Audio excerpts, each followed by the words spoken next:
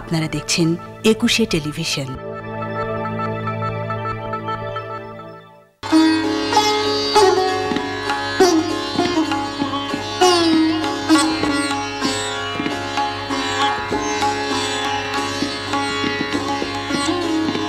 আজকের এই শারদ সন্ধ্যায় সবাইকে সম্পূর্ণ নজরুলের ৪৩তম পর্ব দেখার আমন্ত্রণ জানাচ্ছি। কাজী নজরুল ইসলাম যে মাপের মানুষ ছিলেন, যে মানের শিল্পী ছিলেন তিনি, সমাজ ও দেশ পুনর্গঠনে তার যে দৃষ্টিভঙ্গি, যে অবদান, এগুলো মূল্যায়নের ক্ষেত্রে এখনও আমরা অনেকটাই পিছিয়ে আছি। এর মূল কারণ হচ্ছে তিনি যে সমাজে জন্মেছিলেন, সেই পশ্চাৎপদ সমাজ তার উদার দৃষ্টিভঙ্গি এবং দূরদৃষ্টির অনেকটাই বুঝতে ব্যর্থ হয়েছিল। আর শুধু সে সমাজের কথাই বা বলবো কেন, আমাদের আজকের এই তথাকথিত মুক্ত সমাজ, উদার সমাজ, আধুনিক সমাজই বা কতখানি তাকে বুঝতে পারছে, কতখানি বুঝতে পারছে তার আদর্শকে, তার রাজনৈতিক প্রজ্ঞাকে, তার জীবনবোধকে, তার জীবনাচারকে। সারাটি জীবন একটি আদর্শ দাম্পত্য জীবন যাপন করলেন নানা প্রতিকূলতার মধ্যে। আদর্শিক কারণে নানা অবিচারের মধ্যে বসবাস করতে হয়েছিল তাকে, তাই অনটন ছিল তার নিত্য সাথী। তারপরও দুজন দুজনকে পরম মমতায় ঘিরে রেখেছিলেন, শান্তিতে ছিলেন। অথচ এই মানুষটিকে নিয়ে, তার নারী চৈতন্যকে নিয়ে, তার নারী সম্পর্ককে নিয়ে বিভিন্ন জন তাদের কল্পনার ফানুস উড়িয়েছেন। সেই জল্পনা এবং কল্পনা দিয়ে কাহিনী তৈরি করেছেন এবং ক্ষেত্র বিশেষে কেউ কেউ তাদের স্বার্থ সিদ্ধির জন্য, বিভিন্ন মহলের স্বার্থ সিদ্ধির জন্য মিথ্যা কাহিনী বানিয়ে পরিবেশন করেছেন। আবার তার নামে অপপ্রযুক্ত বোহেমিয়ান শব্দটির সঙ্গে নির্বিচার নারী সম্পর্ককে যুক্ত করে অনেকেই তাদের স্বার্থ সিদ্ধির চেষ্টা করেছেন। সেই চেষ্টা আজও চলছে। কাজী নজরুল ইসলামের কাছে নারী প্রথমত এবং প্রধানত একজন মানুষ, তাই তার কুণ্ঠাহীন উচ্চারণ, আমার চক্ষে পুরুষ রমণী, কোনো ভেদাভেদ নাই। এবং তার এই জীবনবোধ তিনি সারা জীবন লালন করে গেছেন। আবার এ কথাও মনে রাখা প্রয়োজন যে তার নারী চৈতন্যে মাতৃপ্রেম এবং মাতৃভক্তি একটি অত্যন্ত গুরুত্বপূর্ণ স্থান দখল করে আছে। আবার অপত্য স্নেহের ক্ষেত্রে দেখা যায় যে কন্যা সন্তানের প্রতি, কন্যা সন্তানের জন্য তার এতটাই তৃষ্ণা ছিল যে নিজের কন্যা সন্তান না থাকলেও তিনি একজন পালিতা কন্যা গ্রহণ করেছিলেন এবং গভীরভাবে ভালোবাসতেন তাকে। অর্থাৎ তার নারী প্রেমের মধ্যে মাতৃপ্রেম, কন্যা প্রেম, ভগিনী প্রেম এসবই গুরুত্বপূর্ণ স্থান দখল করে ছিল। তাই এমনটা ভাবার কোনো কারণ নেই যে নারী প্রেম বলতে তার ক্ষেত্রে প্রয়োগ করা যায় শুধু কামিনী বা রমণী প্রেম। সর্বভারতীয় বিবেচনায় অত্যন্ত জনপ্রিয় শিল্পী, মহান শিল্পী ইন্দুবালা দেবী কাজী নজরুল ইসলামের 1 বছর বড় ছিলেন বয়সে। দুজনের মধ্যে ভাই বোনের সম্পর্ক ছিল এবং একে অপরকে তুই করে বলতেন।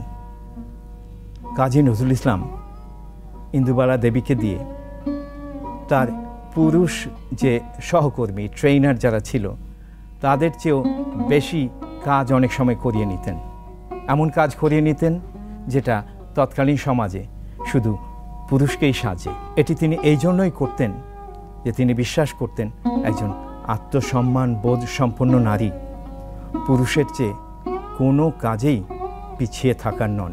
তিনি চাইতেন নারী যেন সর্বতোভাবেই স্বাবলম্বী হয়, আত্মমর্যাদা বোধ যেন কোনোভাবেই সে বিসর্জন না দেয়, অন্যের গলগ্রহ হয়ে না বাঁচে। তাই সহচরী তত্ত্ব কিংবা সে জাতীয় কোনো সেকেলে তত্ত্বের শেকলে নারীকে সুকৌশলে বেঁধে রাখার ভণ্ডামি থেকে তিনি ছিলেন সম্পূর্ণভাবে মুক্ত। তিনি চেয়েছিলেন নারী বাঁচুক সমান অধিকার নিয়ে পুরুষের সঙ্গে, পরিপূর্ণ অধিকার নিয়ে, বাঁচুক আত্মসম্মান নিয়ে।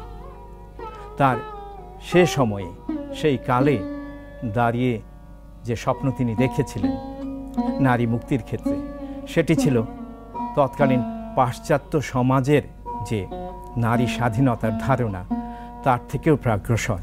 অথচ ভারতবর্ষীয় ঐতিহ্যের কত গভীরেই না প্রথিত ছিল সেই শেকড়টি। সারং রাগের অগ্নিভ হরিদ্রাব যে রংটি, সেটি প্রকাশ করার জন্য এই রাগের স্বরবিন্যাস এবং চলনকে ব্যবহার করে এই অসামান্য নারী জাগরণের গানটি সৃষ্টি করেছিলেন কাজী নজরুল ইসলাম। জাগো নারী জাগো বন্ধু শিখা, জাগো নারী জাগো বন্ধু শিখা, জাগো স্বাহা সীমন্তে রক্ত টিকা, জাগো নারী জাগো বন্ধু শিখা। দিকে দিকে মেলি কবলে লিহান রসনা, নেপে চলো উন্মাদিনী দিক বসনা, দিকে দিকে মেলি কবলে লিহান রসনা, নেপে চলো উন্মাদিনী দিক বসনা। জাগো হত ভাগিনী ঘোর সীতা নাগিনী, জাগো হত ভাগিনী ঘোর সীতা নাগিনী, বিশ্বদাহন তেজে জাগো দাহিকা, জাগো নারী জাগো বন্ধু শিখা।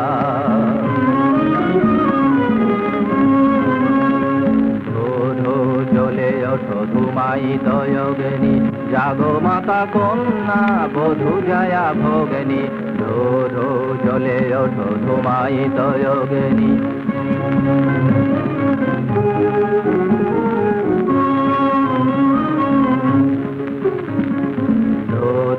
জলে ওঠো ধুমায়িত যোগিনী, জাগো মাতা কন্যা বধূ জয়া ভোগিনী, পতিত ধারিণী স্বর্গস্থলিতা, জাহ্নবী সমবেগে জাগো পদ দলিতা, পতিত ধারিণী স্বর্গস্থলিতা, জাহ্নবী সমবেগে জাগো পদ দলিতা, মেঘে আনো বালা বজ্রের জ্বালা, মেঘে আনো বালা বজ্রের জ্বালা, চির বিজয়িনী জাগো জয়ন্তিকা, জাগো নারী জাগো বন্ধু শিখা। জাগো নারী জাগো বন্ধু শিখা, জাগো স্বাহা সীমন্তে রক্ত টিকা, জাগো নারী জাগো বন্ধু শিখা, জাগো নারী জাগো বন্ধু শিখা।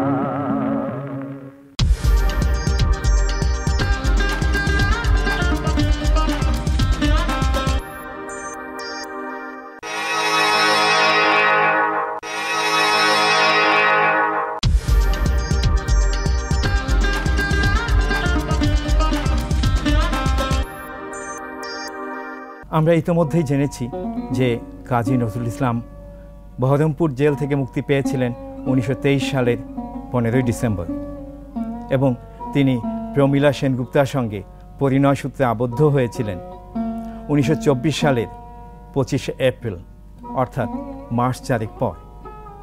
এর মধ্যে তিনি ব্যস্ত সময় কাটিয়েছিলেন মূলত রাজনীতিবিদদেরকে, অর্থাৎ স্বাধীনতাকামী সবকটি শক্তিকে একত্রিত করার জন্য, এককেন্দ্রিক করার জন্য।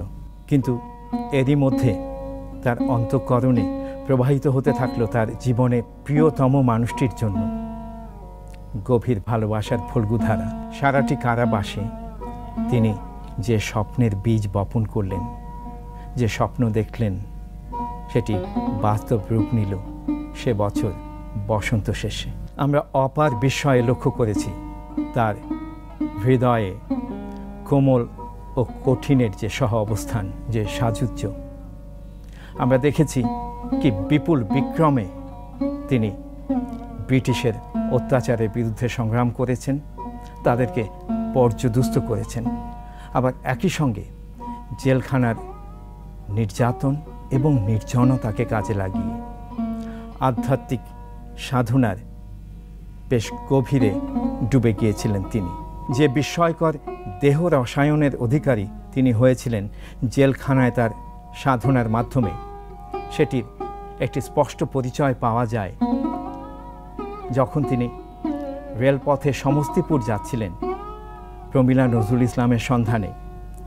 সেই রেলপথে লেখা কবিতা রৌদ্রদগ্ধের গান পড়লে, কবিতাটি পড়লে মনে হয় না এটি কোনো 24 বছর বয়সী যুবক লিখতে পারেন।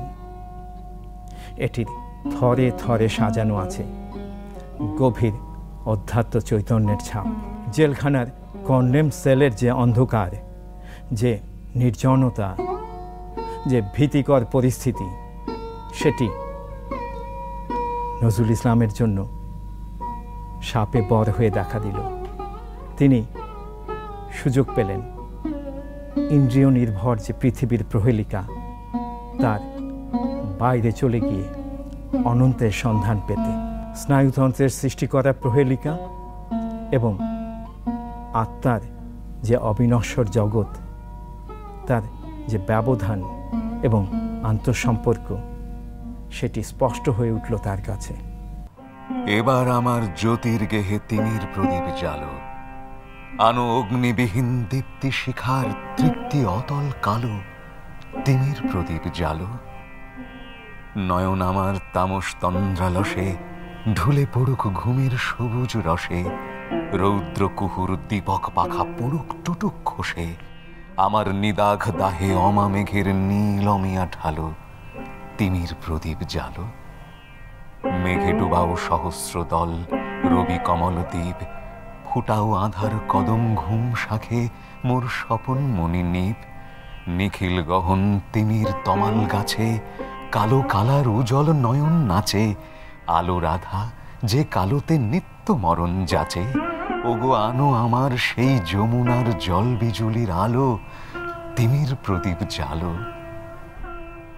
দিনের আলো কাঁদে আমার রাতের তিমির লাগি, সেথায় আধার বাসর ঘরে তোমার সোহাগাছে জাগি, ম্লান করে দেয় আলোর দহন জ্বালা, তোমার হাতের চাঁদ প্রদীপের থালা, শুকিয়ে ওঠে তোমার তারা ফুলের গগন ডালা।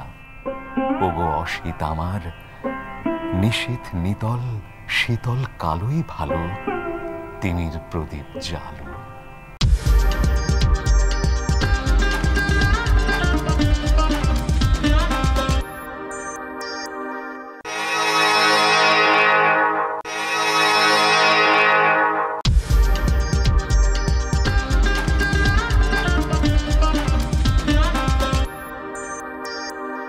এই সৃষ্টি জগতের যে পর্যায়ে আমরা বসবাস করি, সে পর্যায়ে মানব মানবীর সম্পর্ক বেশ কিছু কারণে অত্যন্ত তাৎপর্যপূর্ণ। কিন্তু একটি পর্যায়ের পর এই মানব এবং মানবীর সম্পর্কের যে ব্যবধানগুলো, পার্থক্যগুলো, সেগুলো ধীরে ধীরে ঘুচে যায় এবং মানুষ এক লিঙ্গাতীত সত্তায় পরিণত হয়।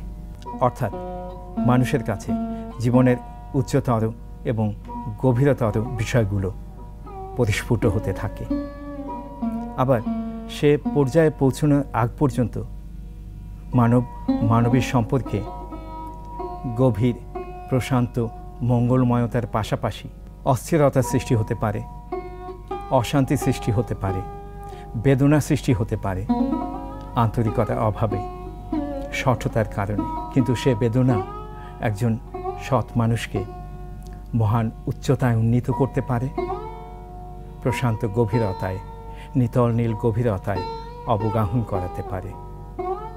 কাজী নজরুল ইসলাম নার্গিস বেগমের কাছ থেকে যে বেদনা পেয়েছিলেন, সেটি একদিকে যেমন তাকে তার ভাষায় আগুনের পরশমণি দিয়েছিল, ঠিক তেমনি তিনি নিজে হয়ে উঠেছিলেন বেদনা সুন্দর। শরতের লঘু মেঘের সঙ্গে নার্গিস বেগমের অস্থির ভালোবাসাকে তুলনা করে যে অমর গানটি কাজী নজরুল ইসলাম সৃষ্টি করেছিলেন তা এখন আমরা শুনব। গানটিতে আমরা দেখতে পাব যে নার্গিস বেগমের শঠতার সত্ত্বেও তার ভালোবাসা অক্ষয় হয়ে রইল চিরকালের বাণী দেউলে।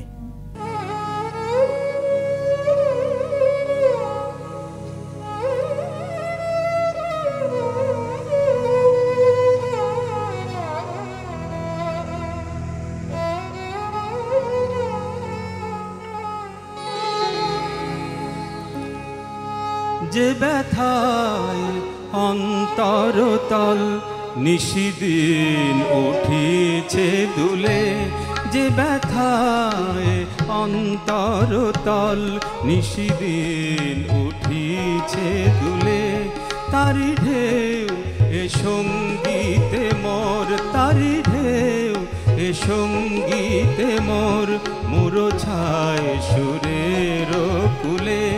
যে ব্যথায় অন্তরতল নিশিদিন উঠিছে দুলে।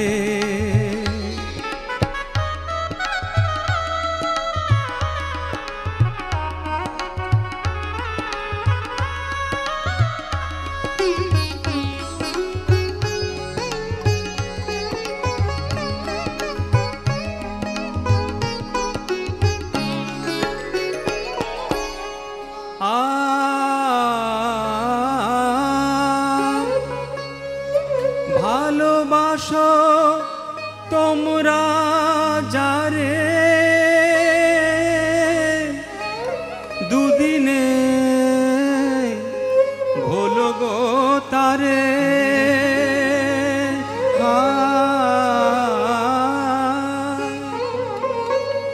ভালোবাসো তোমরা যারে, দুদিনে ভোলো গো তারে। শরতের সজল মেঘ প্রায়, শরতের সজল মেঘ প্রায়, কেঁদে যাও নিমেষে ভুলে। যে ব্যথায় অন্তরতল নিশিদিন উঠিছে দুলে, তারি ঢেউ এ সঙ্গীতে মোর, তারি ঢেউ এ সঙ্গীতে মোর, মুরছায় সুরের কুলে। যে ব্যথায় অন্তরতল নিশিদিন উঠিছে দুলে।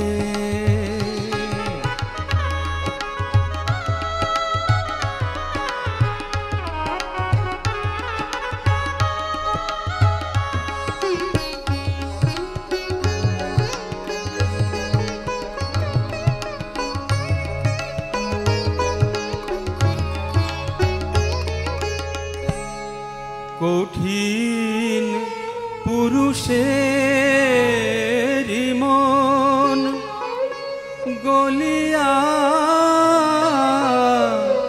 বহে গো যখন, বহে সে নদীর মতন, বহে সে নদীর মতন, চিরদিন পাষাণ মূলে। যে ব্যথায় অন্তরতল নিশিদিন উঠিছে দুলে, তারি ঢেউ এ সঙ্গীতে মোর, তারি ঢেউ এ সঙ্গীতে মোর, মুরছায় সুরের কুলে। যে ব্যথায় অন্তরতল নিশিদিন উঠিছে দুলে।